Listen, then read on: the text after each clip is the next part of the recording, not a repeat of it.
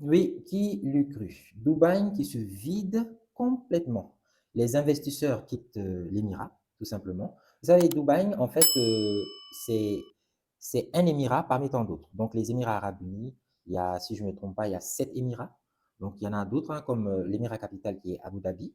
Il y a, il y a je pense, il y a aussi Sharjah, si je ne me trompe pas. Voilà, donc du coup, il y a plusieurs émirats, mais Dubaï, leur modèle, c'est vraiment basé sur l'investissement, le tourisme. Et bien sûr, quand on parle d'investissement, on parle de tourisme, il faut de la stabilité. Stabilité politique, stabilité économique, des zones franches, comme par exemple le DIFC. C'est une zone, en fait, c'est un centre qui est le centre des affaires, en fait. C'est comme le Wall Street de Dubaï, quoi.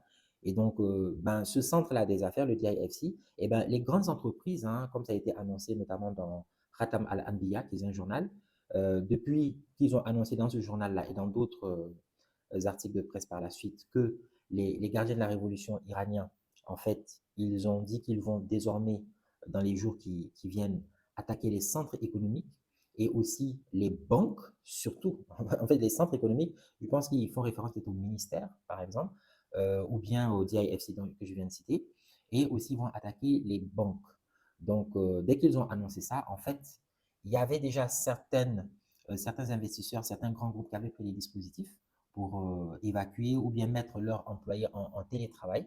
Et ben, ils ont accentué ça depuis hier.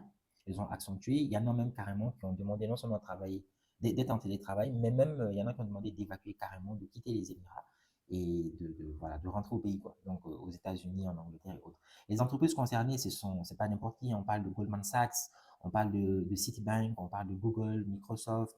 J'avais fait une vidéo où j'avais expliqué les data centers de AWS, donc le service cloud de Amazon qui avait été attaqué, deux aux Émirats et un au Bahreïn.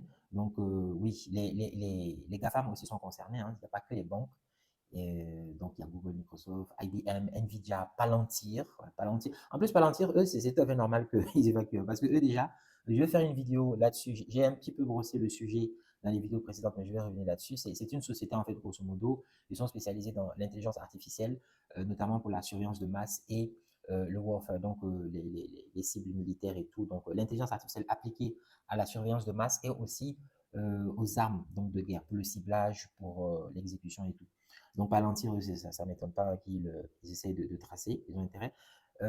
Donc, du coup, les gardiens de la révolution, les IRGC, ils ont carrément dit de ne pas être dans un rayon d'1 kilomètre d'un centre économique ou d'une banque, pour te donner à peu près une idée. Donc, c'est vraiment du sérieux. C'est pas pour rien que ces grandes institutions-là, financières, bancaires et autres, sont en train de demander d'évacuer ou de rester en télétravail.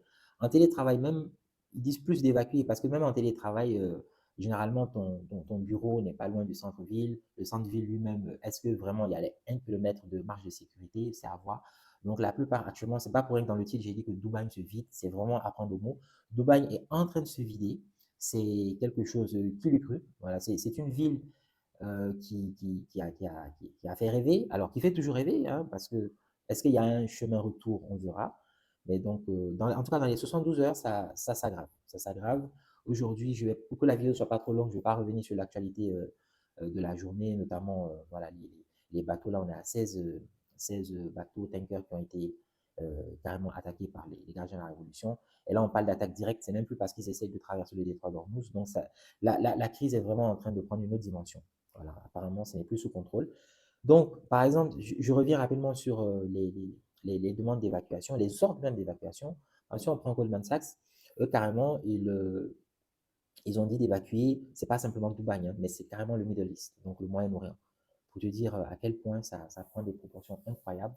On se focalise sur Dubaï parce que c'est vraiment la ville, les investissements, zéro, le taux d'imposition pour l'IS et l'IR, donc impôt sur les sociétés, impôt sur les revenus, c'est 0%. Voilà, tu payes 4%, ça c'est si tu commences à faire 4 millions pour l'impôt sur les revenus, si tu commences à faire 4 millions de bénéfices ou de chiffre d'affaires, je ne sais plus, c'est là où tu commences à payer 4% seulement d'impôts. Mais sinon, en dessous de ça, c'est 0% de taux d'imposition pour les sociétés, 0% pour les revenus. Donc, c'est un endroit vraiment où beaucoup de gens vont s'installer parce qu'il y a tout ce qu'il faut. Il y a le cadre, il y a la justice économique, il y a les investisseurs, il y a tout ce qu'il faut vraiment pour travailler, investir, se donner à fond, faire progresser son business. Donc, que ce soit les petites entreprises, les entrepreneurs solo, les freelancers, voilà, les entrepreneurs, les start-upers, les grandes entreprises, les moyennes, tout le monde vraiment essaye soit d'y être pour être domicilié là-bas, ou bien à défaut, au moins avoir une antenne qui est basée là-bas. Donc là, c'est vraiment un modèle économique qui est en train de chuter. Il y a Parmi les autres entreprises que je n'ai pas citées, donc il y a aussi HSBC, la célèbre banque voilà, qui a demandé également à toutes ces agences du Qatar, pas simplement de Dubaï. Comme je dis, c'est vraiment toute la région du Moyen-Orient, c'est pas simplement Dubaï. Donc, il y a un focus particulier sur Dubaï parce que tout leur modèle économique est beaucoup plus prégnant là-dessus par rapport aux investisseurs. Parce qu'eux n'ont pas, l'Émirat de Dubaï, ils n'ont pas de pétrole, n'ont pas de gaz. Oui, ils en avaient dans les années 70, mais ils en avaient très peu. Et donc, ils ont compris que rapidement, ils doivent utiliser ça pour investir dans d'autres secteurs, donc le tourisme, l'investissement, la bourse, tout ça. Et c'est ce qu'ils ont fait, ça a bien marché. Donc, eux, contrairement aux autres, ils n'ont pas de pétrole, de gaz et tout pour relancer rapidement. Eux, c'est vraiment basé sur le tourisme, une zone franche, voilà, avec 0% de taux d'imposition et tout. Donc, dès qu'il y a ces genres de choses-là, pour se recouvrer, ça va être très, très, très difficile par rapport, par exemple, à Abu Dhabi, d'autres Émirats comme Sharjah, ou bien même Ajman, ou bien encore d'autres pays comme le Qatar, l'Arabie Saoudite et tout. Eux, ils ont quand même des cartes parce qu'ils sont sont des puissances énergétiques. Tu vois, donc, pour juste le rappel des faits, ce qui a mis la poudre au scampette, c'est vraiment cette déclaration-là des gardiens de la Révolution. Mais il y a aussi, juste avant ça, quelques jours plus tôt, au milieu de la crise, on était au sixième, septième jour, il y avait deux drones qui s'étaient écrasés sur l'aéroport international de Dubaï. Il y avait 4 blessés. Il y a un porte-conteneur qui avait été touché et d'autres événements comme ça. À Oman aussi, qui est un allié direct, un allié historique de, de l'Iran. Mais même eux, il y a un de leurs ports qui s'appelle Salalah, qui a été touché également, Oman, malgré que ce sont des alliés de l'Iran. Il y a AWS, comme j'avais dit, à Dubaï et au Bahreïn qui avait été touché, leur data center. Et puis voilà. Donc, alors, il y a ça, mais il y a aussi d'autres choses qui se profilent à l'horizon qui sont beaucoup plus inquiétantes. Je vais terminer là-dessus. Et si ça se confirme ou ça s'accentue, je vais revenir bien sûr sur cette actualité dans les jours prochains. Mais c'est concernant non pas simplement le départ des investisseurs, mais aussi il faut savoir que les pays du Golfe, en fait, ils sont très fragiles en matière alimentaire. Alors, ça peut être, et puis aussi de l'eau. Voilà, l'eau, l'alimentation. Alors, ça peut paraître contre-intuitif parce qu'on s'est dit, non, c'est pas possible. C'est les endroits vraiment où c'est le luxe qui est privilégié et tout. On va pas venir nous dire qu'il y a la famine qui guette. Ça n'a pas de sens. Et pourtant, c'est le cas. Par exemple, 90% de la nourriture, en fait, est importée du détroit d'Ormuz. Tu vois un peu, 90% de la nourriture de ces pays-là est importée et ça transite par le détroit d'Ormuz. Donc, en fait, ils n'ont pas d'autosuffisance alimentaire. Ils n'ont pas d'autosuffisance alimentaire. Ils n'ont pas, ce ne sont pas des puissances agricoles. L'Iran, par exemple, s'il bloque les produits agricoles donc comme ça à l'importation, ça va être très compliqué. Et même à l'importation, même à l'importation également, à l'import et à l'export. Il y a par exemple 18% du fret mondial qui passe là-bas concernant tout ce qui est alimentaire. Et puis, il y a aussi un autre souci que j'ai évoqué tout à l'heure, c'est l'eau. Donc, non seulement ils sont menacés, par exemple, à Dubaï, il y a des restaurants là qui vont fermer dans les jours qui viennent, parce que là, on parle donc, c'est vraiment bizarre de dire ça, parce que c'est compliqué. On ne parle pas du Soudan, on parle des Émirats Arabes Unis, on parle d'Arabie Saoudite, on parle de Oman, on parle du Koweït, on parle voilà, des pays comme ça, le Koweït et autres. C'est bizarre, c'est carrément incongru de parler de famine, alors qu'on parle de pays qui sont très riches, qui ont un PIB par habitant qui est les plus élevés au monde.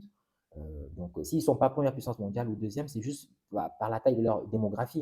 Sinon, si on rapporte au PIB par habitant, c'est parmi voilà, les pays les plus riches de la planète. Le PIB par habitant, même pour certains d'entre eux, est largement supérieur à celui des Américains, pour te dire à quel point ils sont riches. Et donc, ils ont aussi un problème, à part la nourriture, ils ont un problème aussi pour l'eau. Que ce soit Dubaï, Abu Dhabi, Doha, la capitale du Qatar, Kuwait City, la capitale du Koweït, pratiquement 100% de l'eau passe par les usines de dessalement. Et les usines de dessalement, il y en a une qui avait été attaquée. Peut-être que ça va continuer comme ça. Et donc, 100% de l'eau, vraiment, là, ils vont frôler la crise au niveau de l'alimentation en eau potable. C'est extrêmement grave.